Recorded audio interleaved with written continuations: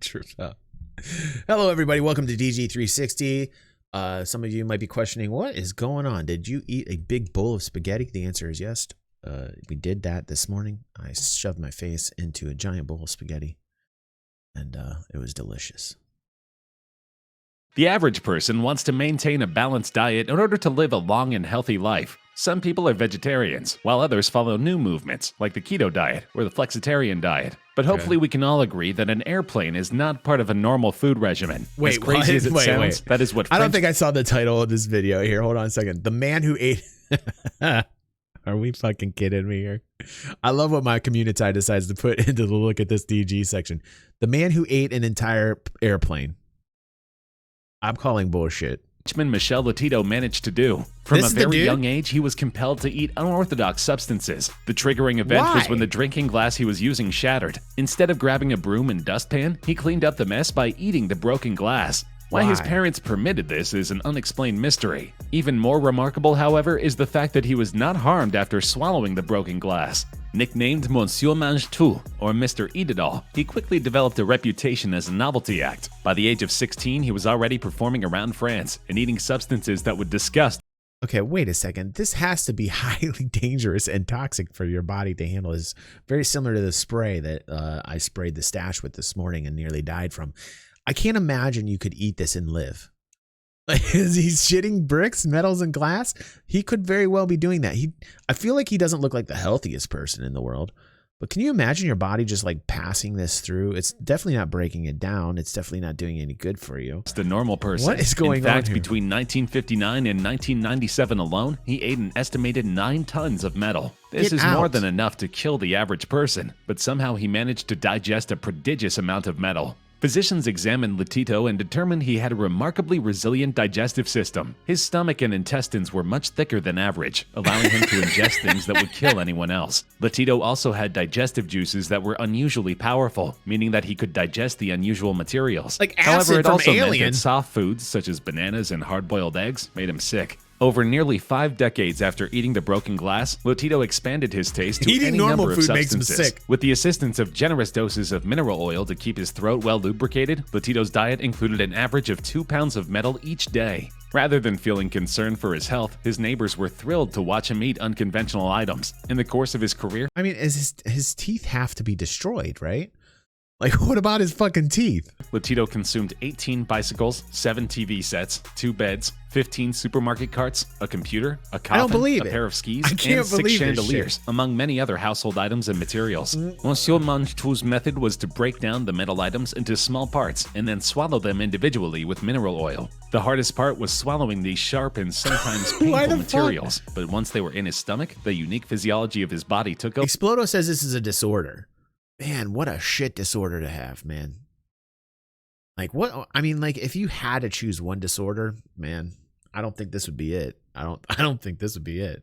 And he had no problems. Michel Lotito followed a strict diet of herbs and fibers for his digestive system to work a super efficient manner. Later in his career, as a true professional, he ate an entire robot bit by bit. The stuntman with a stomach of steel broke his own record by eating 8 pounds of bicycle in 15 days, by eating more than 15 pounds of bicycle in 12 days in the 1980s. But by far his greatest feat was eating an entire Cessna airplane, piece by piece. It took him 2 full years to eat the plane because of its sheer size. The engine alone weighs more than 1,500 pounds, and that doesn't count the wings or any of the cockpit or instruments. This absolutely momentous task proved to be his greatest accomplishment. The Guinness Book of World Records wanted to commemorate this unbelievable occurrence and eventually honored him with the award for the world's strangest diet. It was awarded a brass plaque by the... I mean, what kind of toilet bowl? How many toilet bowls this guy been through? Like, I feel like this guy needs special toilet bowls. You know, his poor asshole.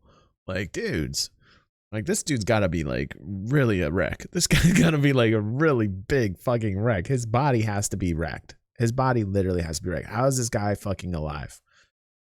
Like, could you imagine shitting a Cessna? Like, ooh, I got a bellyache. This is really going to come out the wrong way. Cessna comes out his asshole. What is going on here? What is going on? Publishers to commemorate his abilities, which he consumed as well. Tragically, Mr. Lotito passed away from natural causes in 2007 at the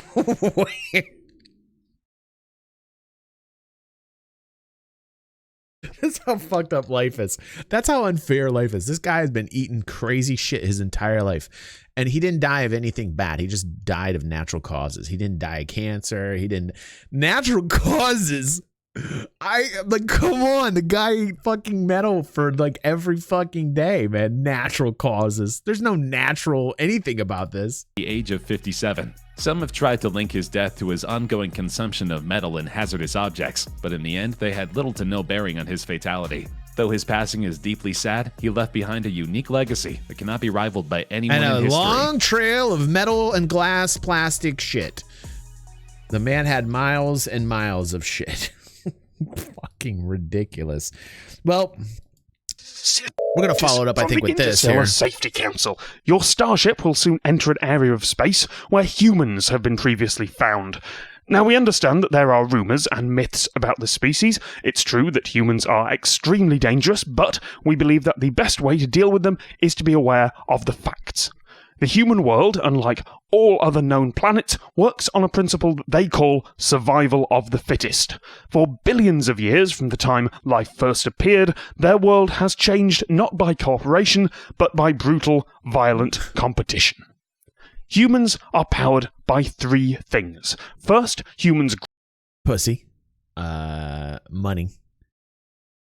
Food. Grow, repair, and fuel themselves by consuming and digesting other life forms, including macroscopic life and, in many cases, life capable of reaction and distress. Their intake point contains exoskeletal protrusions designed to crush, tear, and rip almost any organic material. A human once ate a flying machine. Humans are symbiotic creatures. Around 2% of their mass is made of organisms that aid their digestion, but many of which would kill them if allowed to contact other parts of their internal structure. Humans, okay, that was somebody fucking planned this shit. Okay, whoever did this in the Discord, you're a goddamn genius. I have to give props to the person who did this in the Discord. They followed up, they did like a perfect 1-2 fucking punch video, man. That was beautifully done. Masterful. Was it Mobius? Everybody let Mobius know that fucking cracked me the shit up. That was so good. Mobius, good job, dude. Good job, Mobius. Everything on their planet is covered in uncountable numbers of these microscopic creatures, so just good. One of which would be enough to catastrophically end life on many of our worlds. Unlike most species, human sensory organs are adapted for a wide variety of terrestrial environments. They can identify threats and prey by detecting disruptions in the atmosphere, using some electromagnetic frequencies, and using chemical detection. It was beautiful, wasn't it? Astonishingly, they are immune to all but the strongest magnetic fields and all known halting problem attacks. I love how this guy is describing humans as if he is not a human with the voice of like a British broadcaster. Like, I always take things much more seriously when the accent is this way. This is why I think a lot of like British English speaking like directly from the motherland, if you will, like they always are very impactful. Even if they're saying the most nonsensical, ridiculous thing in the world, you just take them much more seriously because of the accent. It can be dangerous. It can be dangerous. Have the ability to perform multiple tasks at once. Their many parts can operate automatically without their central mind being consciously aware of it. Most humans are able to concentrate on more than one complicated task at the same time.